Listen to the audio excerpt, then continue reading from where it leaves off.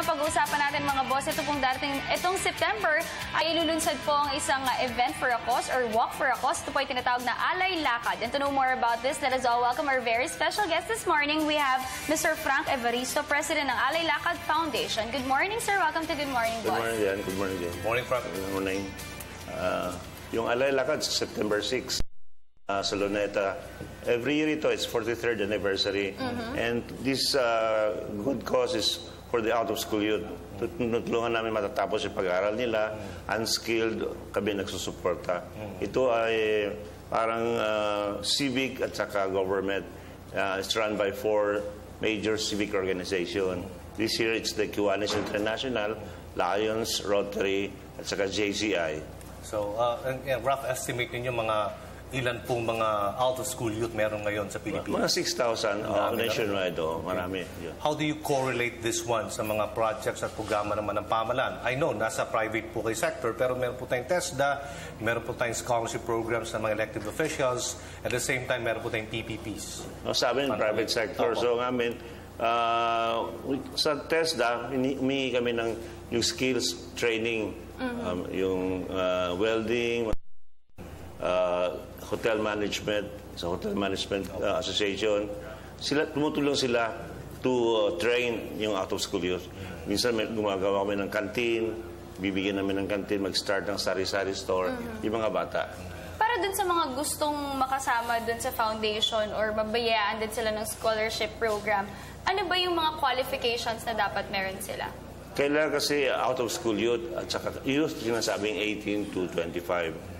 Kailangan marginalized. Hindi pwede yung may kaya kasi ito talaga for the out-of-school youth. And also, para ma-maintain sila dun sa loob ng scholarship program, ano yung mga kailangan nilang gawin? Kailangan ba maka-maintain sila ng certain grade? Or pag hindi, maaalis ba sila dun sa scholarship? Kailangan yun kasi sayang naman yung binibayar namin ng scholarship.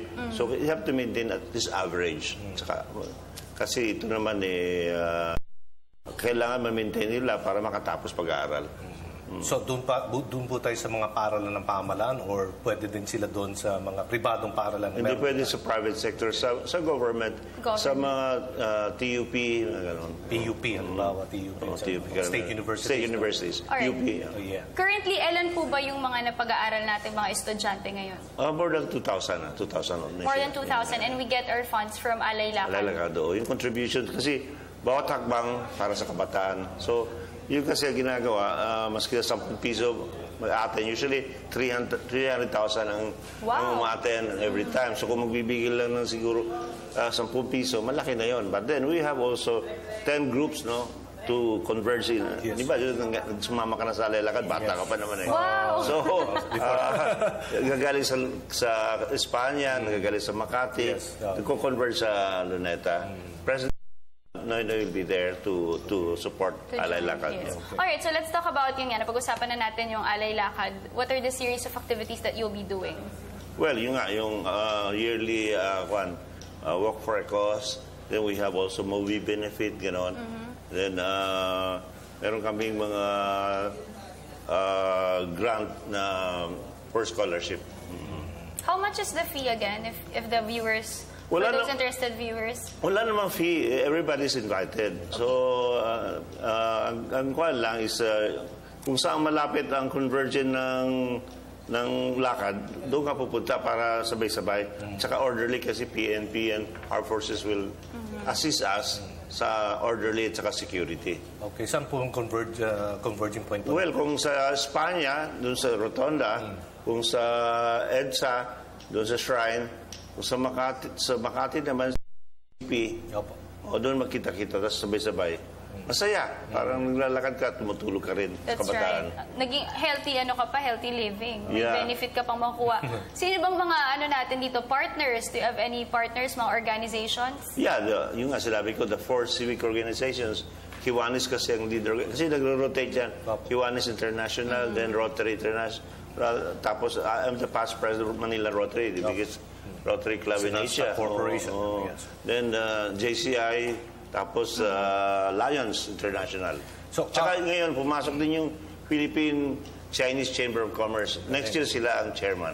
Naintindihan po natin kasi ang pamahalaan natin, sinusulong nila inclusive growth, no? Yung talagang we have to invest not only sa health but education. Now, how would you monitor kung talagang nag-aaral at talagang naiaangat nila ng mga grado na maintain po ng ating mga scholars ang Kasi mga universities na binibigyan namin, pag binigay namin yung scholarship check, kasama yung head ng school. So they have to report to us ang kuwan ng bata, kung ang situation. Every semester, kopya kami ng kanyang grades. So monitor namin. Kasi otherwise, yung next semester, hindi namin bibigyan. So mayroon talagang kasama dun sa criteria to be a scholar. Para naman yung bata talaga magpursige na matapos siya, di ba? Alright, so besides this, ano pang mga future plans ng Alay Lakad Foundation? Siguro, ang amin kasi is just to raise funds for the out-of-school youth. Siguro will involve yung mga ibang chapters of nationwide para tuloy-tuloy makakatulong sa out-of-school youth. Oo, kasi halos more than 2,000 students na ang natutulungan ng Alay Lakad. At every Alay Lakad naman, yung event for a cause nila, Adjo, 300,000 ang sumasali. Nakasali ka na. Oh, yes, di ko lang sure kung 2011 or 2012. How was the experience? Masarap, no? Dahil hindi ka lang nakatulong at nag-participate ka, nakakapag-ensayo ka pa. Dapat makasali rin ako. September 6. Kasi nga foundation din, no? You have to also, as an advocate sa mga ganun, pwede mo rin i-correlate dun sa foundation. Kasi may foundation din sila yan. Para sa mga cancer patients naman yun. Kung tayo nagtulong-tulungan para maayos naman ang bayan natin. Paano naman, sir, for those interested viewers, if they want to help yung mga students, dediretso na lang sila sa foundation? Oh, they can contact the foundation. Telephone number 522-6134. Or pumunta kayo sa Luneta, meron kami mga boxes. I'll be there. Then, resibuhan naman namin. Yung boxes, wala receive. Coins lang naman yun. Sampo. Pero kung check, we will receive it with a receipt. That's for those viewers who would want to help. Paano naman yun sa mga gustong sumali po mismo dun sa foundation and be a member? Just call us, then sasabihin namin convergence, so kung saan nagko-converge. Doon na kayo, kung malapit ang bahay nyo sa Quezon City, doon kayo pupunta sa Quezon City Rotonda. Kung sa Makati naman, doon sa CCP. Kung para doon lang magkita-kita. Okay. Pag-usapan din natin kasi aside from educational assistance, meron din po kayong livelihood trainings. No? Ano pong sistema po yun, sir? Yung livelihood, yung mga massage. Kasi hindi naman lahat scholars, masseurs. So you give training? Oo, training. Iba, maniwala ka na sa... Uy, mahilig ako magpamasahe. Hindi, at saka kasi hindi naman lahat scholars. So kailangan, out of school youth, hindi kami namimili. Kasi kung sila makapasa sa criteria na hindi naman unskilled. Yung welding, massage, or yung marami kami tinulungan nagpunta sa abroad, sa hotel, nagtatrabaho yung naglilinis, nag-change ng beddings, naging waiter. Nasa abroad sila, nagpapadala ng pera sa mga parents nila. Wala namang interes yung binigay namin, basta pinatapos namin sila. Kaya nga may K-12 tayo. Kasi nga pag high school graduate ka ngayon, plus 2 yan. So pwede kang na mag-vocational, no? Pwede mo i-apply ka agad dyan.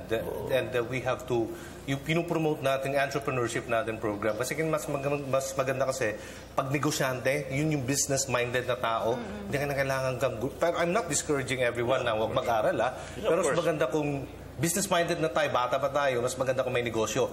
Mas maraming income kaysa maging empleyado. Courses, hindi po ba?